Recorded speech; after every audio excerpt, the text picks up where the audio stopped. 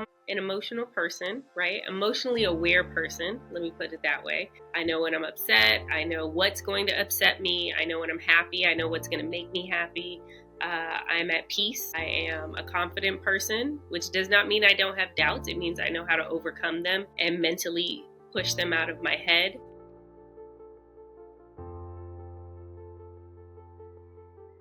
Back to the Ravasha Family Podcast. We're here for a very, very special episode. I have Tiffany Boyle, a leading positive transformation through strategic leadership.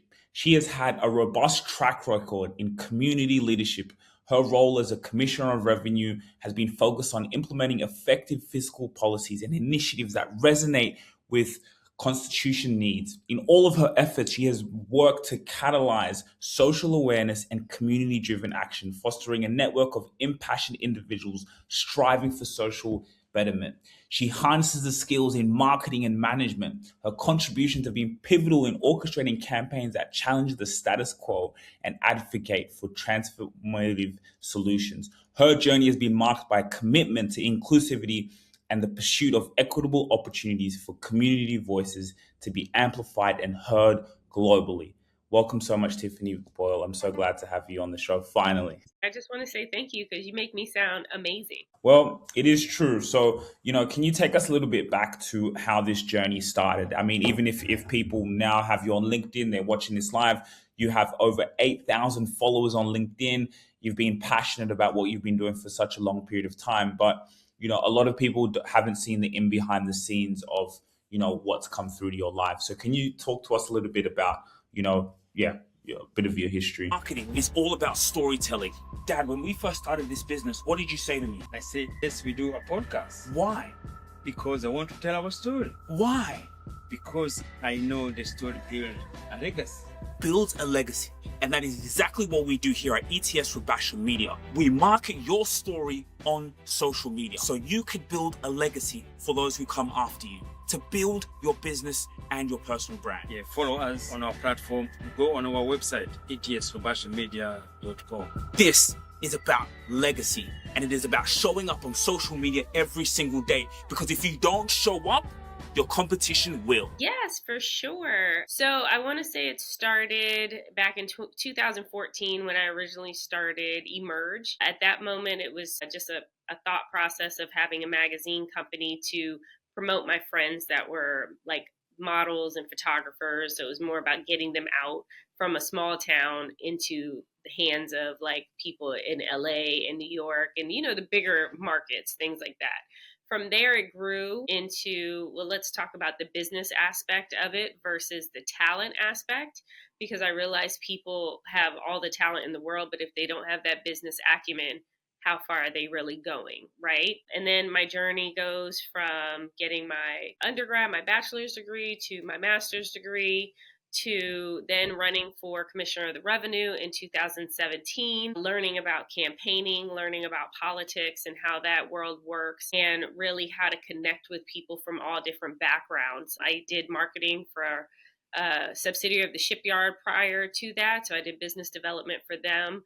That really helped with not stereotyping people and really reaching people from different and diverse backgrounds. So I put all of that knowledge and how I grew up into how I campaigned to become the first African American Commissioner of Revenue for the city of Newport News. Fast forward over the last 8 years, we've done tremendous things in the office as far as growing it beyond what people think about a government office into more of entrepreneurship, more of marketing, and more of outreach. You said one thing like you learned really well on about connecting with people. What ways did you learn how to connect with different people from different cultures, and how does that apply in business?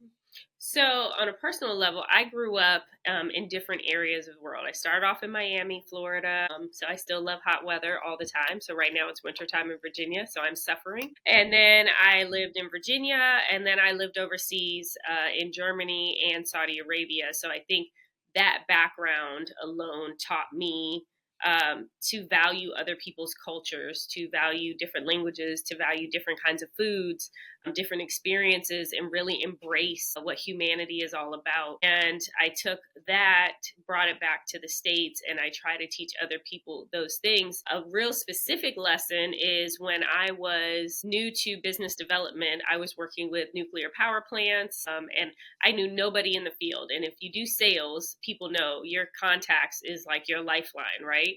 So I have no contacts. I'm new to the industry. I'm just learning about nuclear energy. And so my only outsource of trying to connect with people is really LinkedIn, honestly. So I go on LinkedIn, I start hitting everybody up who are VPs, presidents, business directors, things like that in nuclear power plants. And the VP of Duke Energy at the time reached back out to me and said he would love to meet with me. So my supervisor was very shocked that I even got this meeting.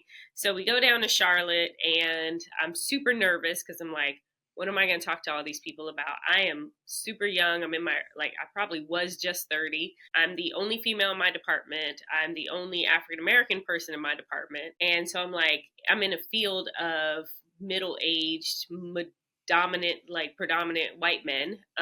So I'm like, what am I going to talk to them about? How are we going to connect? All these self-doubts that I put on myself at that time. And when we got to lunch, my supervisor's trying to calm me down.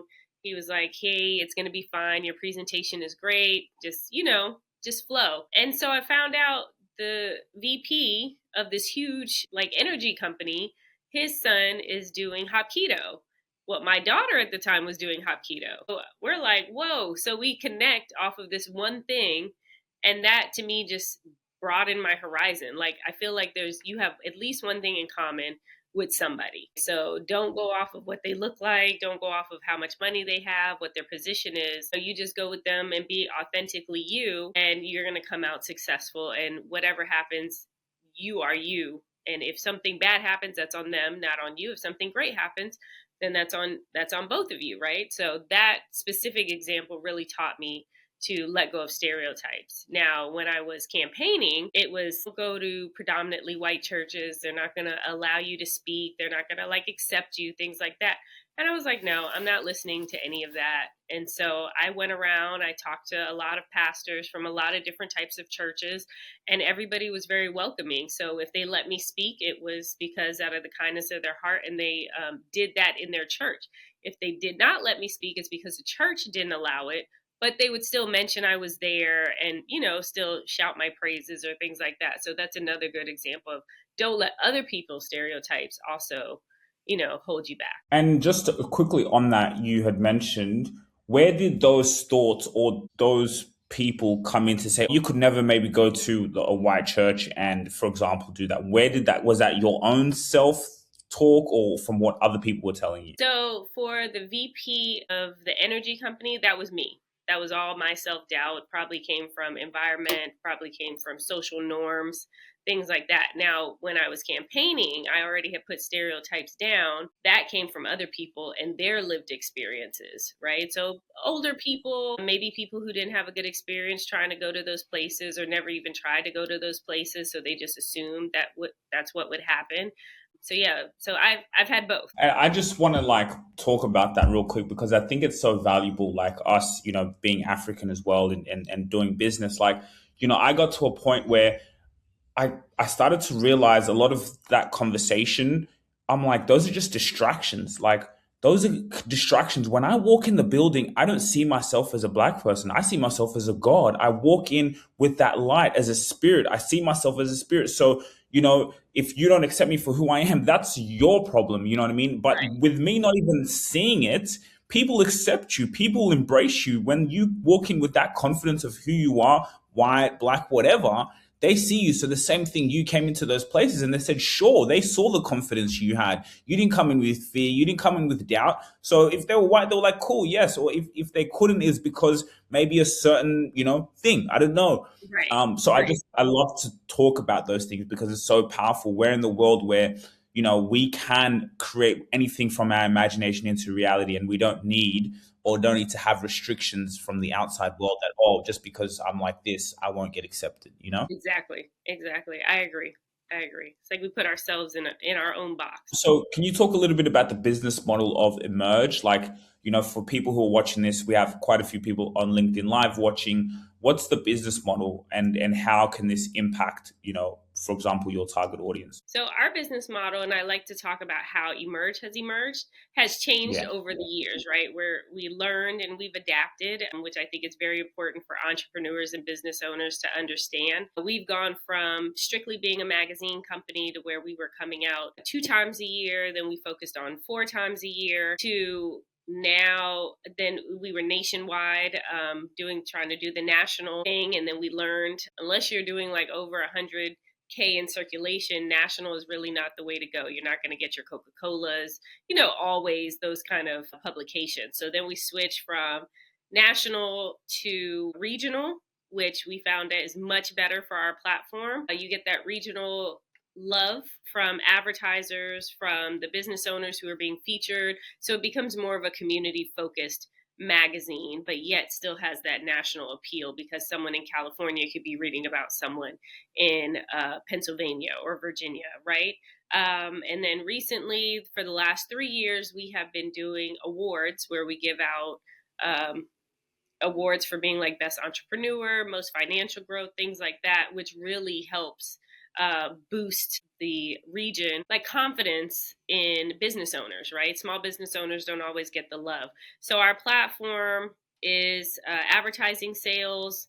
We have our radio show to get us the constant information, like instead of doing a blog, which we used to do, constant content. So, now we do the radio show / podcast to give business owners that outsource for information. We have our gala, which is also our award show, plus our magazine release launch. And we plan on doing that in multiple areas around the nation, and hopefully maybe like internationally as well. So, like, for example, I also loved how you talked about pivoting. But so you said a couple of those things were, for example, let's say podcasting and the awards, because I think the awards are quite powerful. Is it just for the local businesses in the local area? If someone maybe is on LinkedIn, is from, like, who is it exactly for? So our platform is going to be, right now it's in the Hampton Roads area of Virginia. So we come out with one magazine that showcases the award winners plus local businesses and whoever decides to advertise in it. But what we'd like to do is we have it in Hampton Roads, and we have it in DC, where we do the same thing, but for the DC DMV area.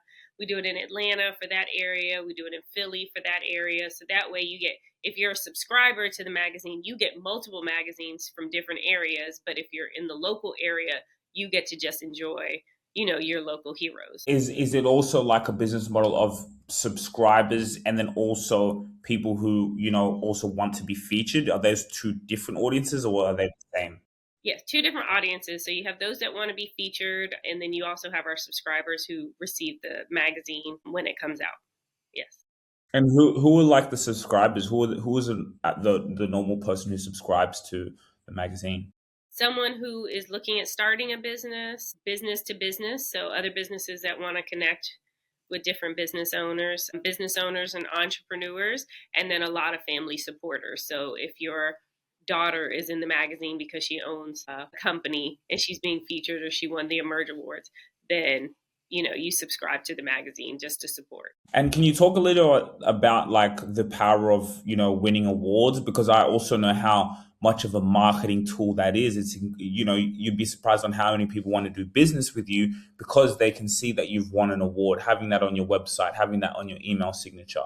So can you talk a little bit about that concept? It's great. It adds to your credibility so much because other people have now recognized your work, right? So when other people recognize you, I look at it that way for myself as well, right? If I'm going around boasting about what I've done, it doesn't hit the same versus if someone else is coming to boast about my accolades, right? Because then you're like, other people are noticing. So getting an award, especially like an Emerge Award, just boosts your credibility, adds to your resume, because even as business owners, we have to have a resume. As someone who has received awards, one, it makes you feel better. So it adds that extra oomph to keep you going. But again, it's that resume booster so you can let other people know.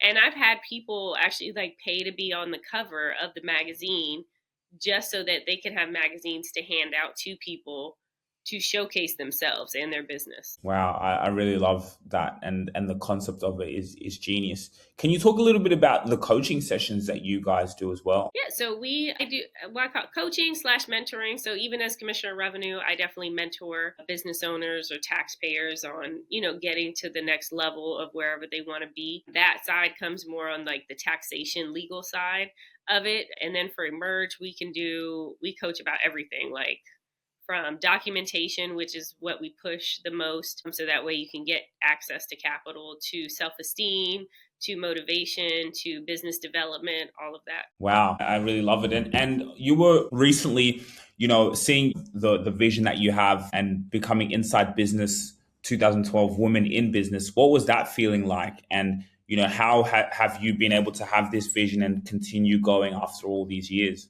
I think it's always something different every year, right? Like it's never the same. It's never the same thing. But I was very honored to receive that award. It was myself amongst, I want to say, 22 other women. So a small select few in our area. So it's always nice to be recognized by other people for the work that you do. And being Commissioner of Revenue is sometimes a little daunting, right? Because I am the tax person, as the people like to say. So nobody likes to pay taxes, right? So us like being recognized for our outreach work, for even just doing a great job at what we're doing means a lot, because nobody likes to pay taxes. So it's special. And what can you actually explain? What is it? What does that even mean? What is a commissioner of revenue, and like for who? Like for the audience? Definitely. So Commissioner of Revenue is something very specific to Virginia itself. We are one of 5 constitutional officers, so we're written into the Constitution of Virginia. And my position is elected. So the lovely voters of Newport News have decided to vote me in today. This actually is my first day back for the new year, starting my 3rd term. So very excited for that. And our office we assess and administer the taxes. So there are different taxes like personal property tax. We handle all the business licensing for the locality. So every business has to come through my office to get a license. We handle all of those taxations, classifications, things like that. So is it specifically just for business owners, or also just for the everyday person? Taxpayer. So like personal property is going to be your vehicle.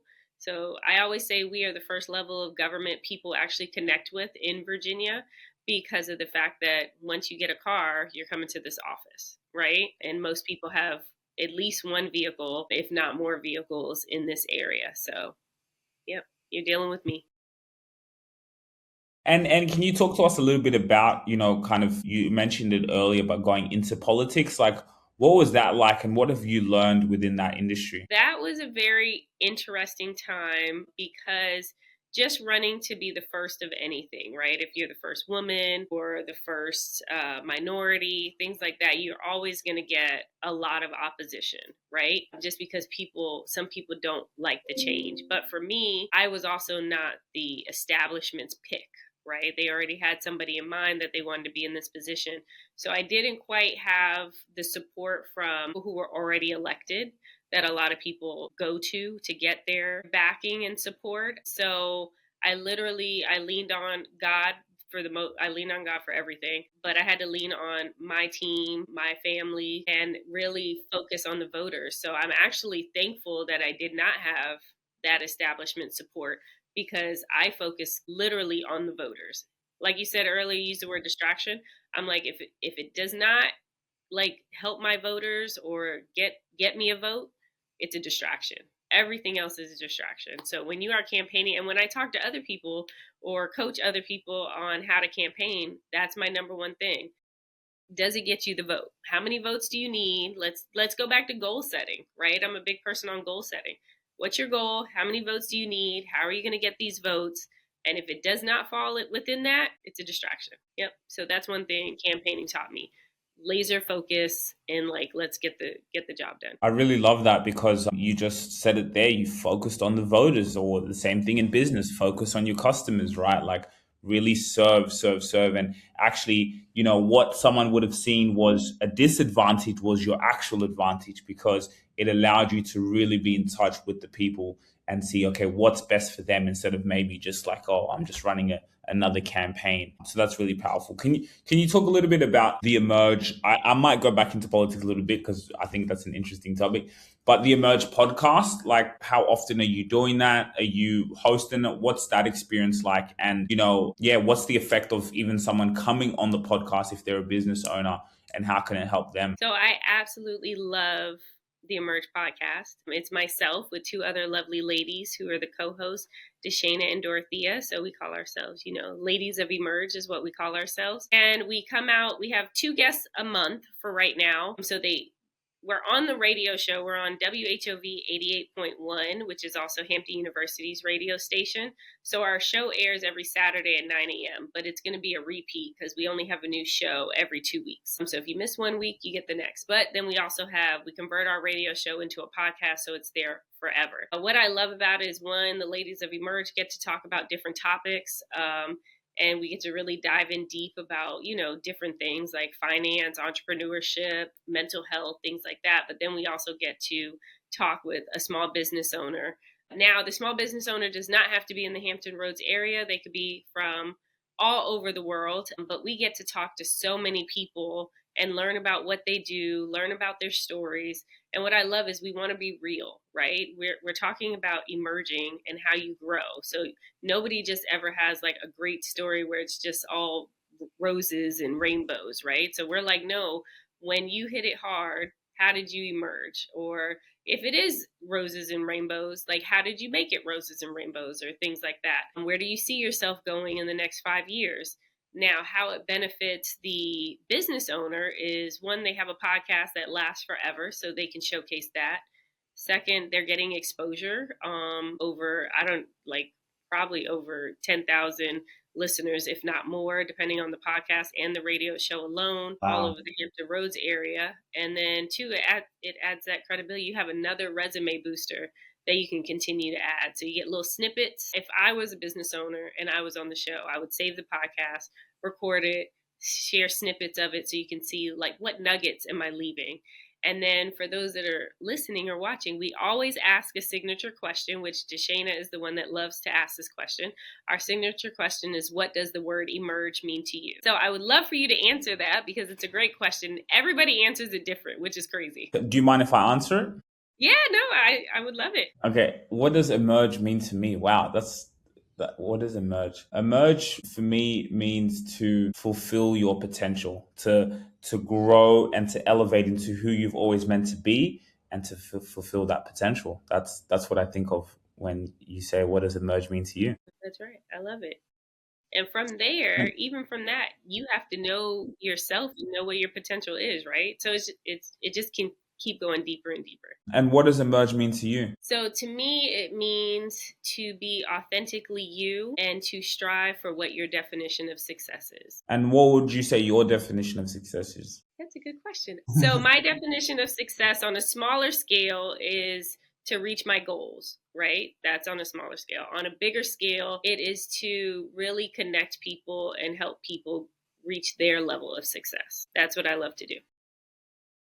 Yeah. And in regards to also the podcast, is this more also for like the local business owners in the Virginia area? Would that serve them the best coming on the podcast, or could it be also anywhere? The radio show would be better for local people, right?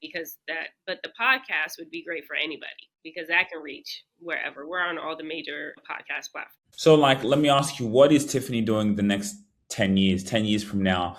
If we were to look back, we just came into 2026, and then you say, you know what, Sujira, that was an amazing decade.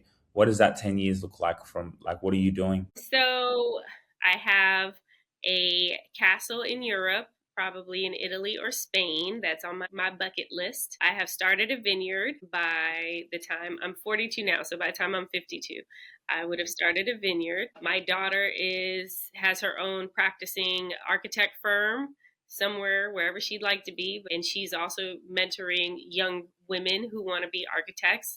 So, and then it looks like everybody who has been with me on my team has reached their level of success, and they're booming and doing great things. And we're all just enjoying life and giving glory to God. It's crazy. You just said, there's this saying that we like to say. They say black don't crack. And I mean, 42, you look like you're in your 20s. So I can imagine 10 years from now, you're going to it's not going to be much of a difference. You'll still be even looking the same. So Let us hope. We can only hope, right? no, I already know. I already know. So, can you talk when we talk back to going to politics? Do you have any? Well, I know I just asked you 10 years from now, but do you have any other aspirationals when it comes to politics? Can can we see maybe a governor, Tiffany Boyle, or I don't know the levels there, but yeah, what are your aspirations when it comes to I politics? don't know. I think if you would have asked me 4 years ago, I would have said like US Senate or something like that. But with the climate and how it is now, I don't know. I pray about that. Other people would love for me to be something else, something more than commissioner of revenue. Like literally God has to tell me and show me the path for that. So, and I love my peace, right? I love to make a difference, but what is it coming at what cost, right? And with how our society is looking and where we're headed, I'm not sure if I'm like the best candidate for those things. Like, do I feel like I get the job done and make great decisions and really, help push people forward? Yes, all the way. Do I think what would I have to do to get there? Am I willing to do that? No. You said the current state it is right now. What is that state? What's the issue now? I don't know. We have like a lot of false narratives out there right now.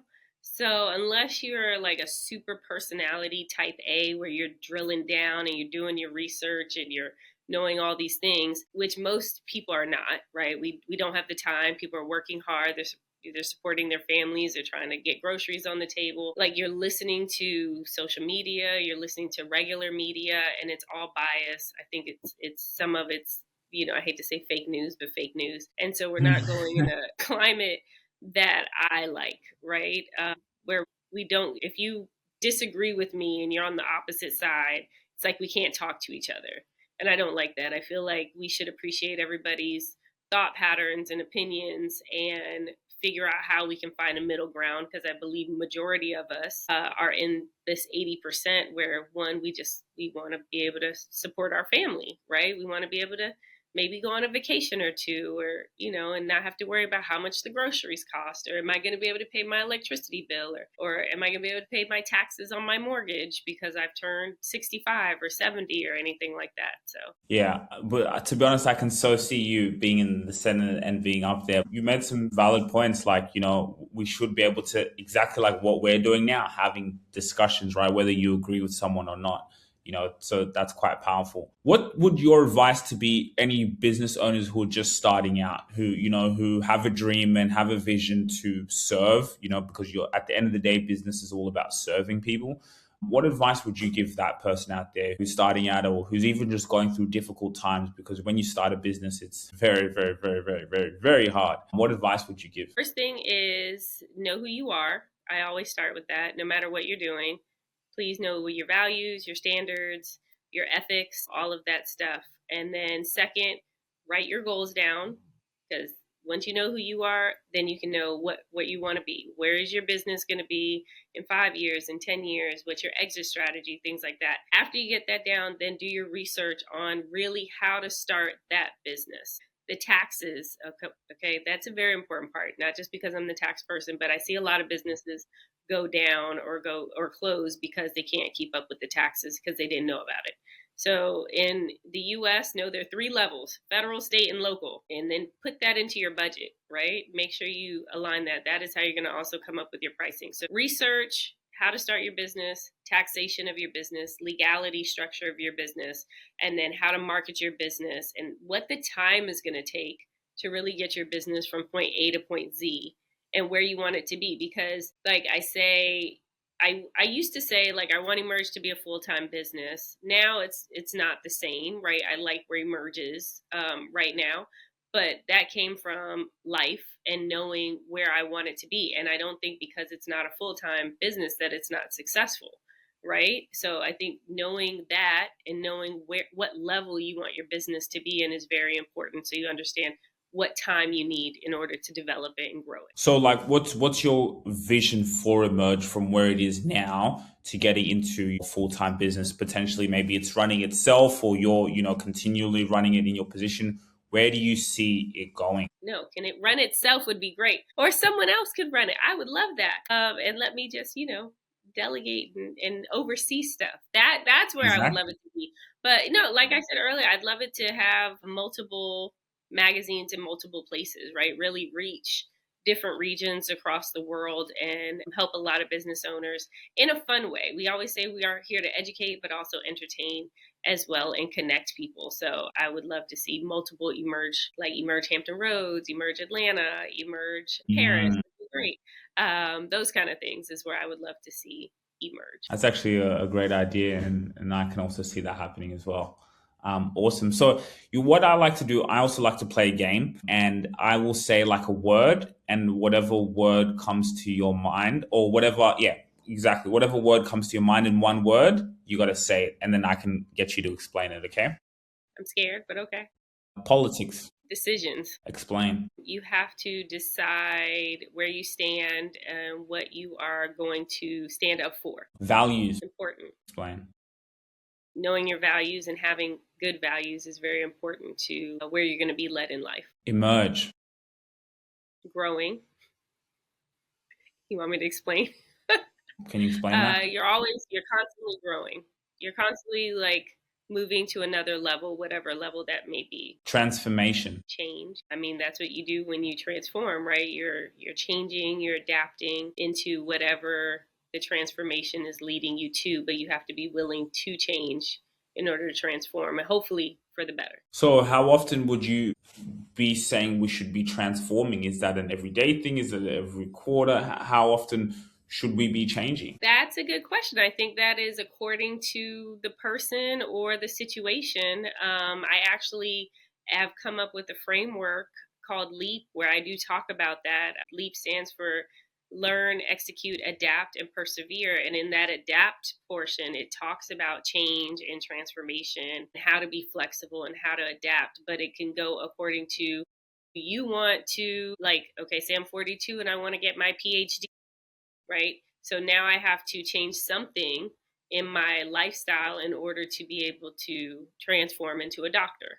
right? Say it's my house. I have to, like, I want to renovate my house and transform my house into whatever. So then I'm going to have to adapt certain things, whether if I'm doing my bathroom, that means I can't use my bathroom. So now where am I using the bathroom? Like, you have to switch, which is going to change your routine.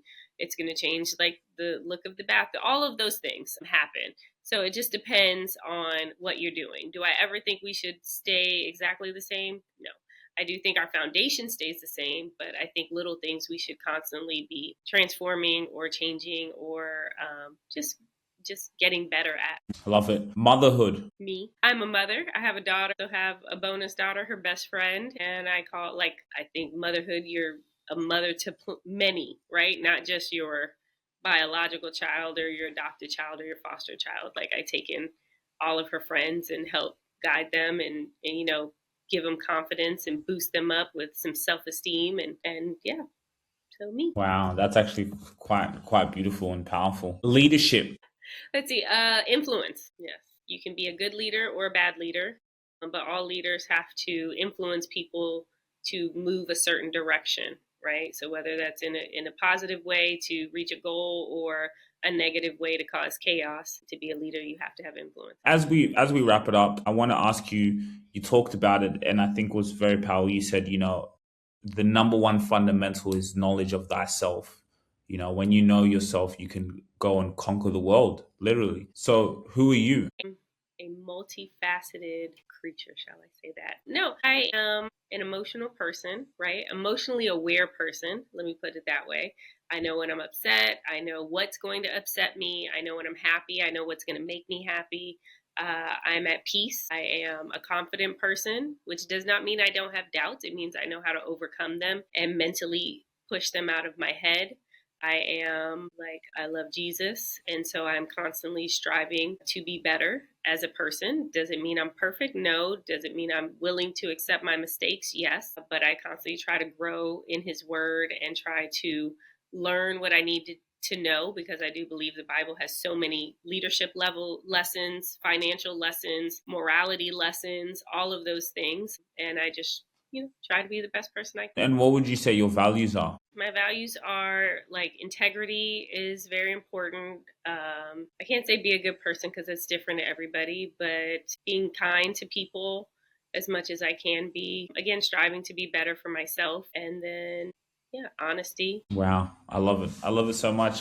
Tiffany, I want to thank you so much for being such an amazing guest. I'm so glad that we finally got to do this. And I always believe in perfect timing. It's the 6th of January, start of the new year. To start off like this is the best start that we can have to the year, to add value to people who are tuning in and listening. And this goes up on YouTube and Spotify. So, I'm just really grateful for you and for your spirit and for your energy and for your passion, because, you could see the passion brimming through you to continue to serve and to also do what you love and, enjoy it. And also as a commissioner of revenue as well, doing what you're doing is quite powerful. So I want to thank you so much for coming on the show. Thank you. I really enjoyed it. No worries. And where can people find you? You can find me multiple places. So you can definitely Google Tiffany Boyle. I am not the entertainment one. There's two of us that pop up. Yes, there's me, and then there's the very lighter version of me, shall I say. So she's in entertainment. I'm in politics. So at Tiffany.m as in Marie.Boyle, vote Boyle, Tiffany Boyle, Commissioner of Revenue. You can Google all those things and you'll find me. So when I come to Virginia, I'll definitely come out and see you. I think that would be awesome. Yeah. Maybe we'll do a live in-person podcast. That would be so much fun. Let's do it. That would be. Okay. Yeah. Thank you so much. We'll see everyone later. And thank you so much for being here. Okay. Thank you. Have a good New Year. You too. Bye, guys. Hey, what's wrong? Bro, I'm stressed out. I'm running my business. I've got to serve my customers, but I need more customers coming in. I can't keep relying on word of mouth. Why don't you just use ETS Rubasha Media? Who? Well, with AI now, what they do is they go in, get your perfect clients, bring them in front of you. So all I got to do is run my business and he brings me opportunities. Think about it. You speak to 3,000 of your ideal customers, convert 1% of that 3,000. That's 30 people. 30 people in a room with you. Can you convert that? Of course I'll close them. I'm good at what I do. I just don't have time to be going and looking for my perfect client. Focus on what you love doing and let them bring you customers. When you win, they win, commission, ching. Sujira Rubasha, huh?